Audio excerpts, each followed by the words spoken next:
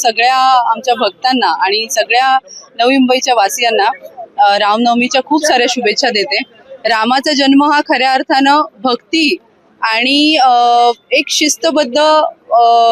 चलन यासाठी आपण जर का त्यांच्याकडे बघितलं तर आपल्यामध्ये आपल्याला करायचे जे बदल आहेत ते आजचा हा दिवस आहे ज्या दिवशी आपण सर्वांनी हे मनाशी गाठ बांधून की ज्या प्रकारे त्यांनी त्यांच्या कार्यकालामध्ये केलेल्या ज्या गोष्टी आहेत त्या गोष्टींचा आपण एक काय म्हणता येईल उदाहरण घेत आणि राम जन्मोत्सव एवढ्या मोठ्या प्रमाणात नवी मुंबईमध्ये साजरा होतोय तर त्या अनुषंगाने सगळ्यांना खूप सारे शुभेच्छाही देते आणि सगळ्यांना एकच विनंती करीन की एकोपा आपल्या जपण्यासाठी जे काही शक्य आहे ते करण्यासाठी आम्ही सगळेच कटिबद्ध आहोत। आपण एकत्र येऊन या राम जन्मोत्सवाच्या दिवशी एक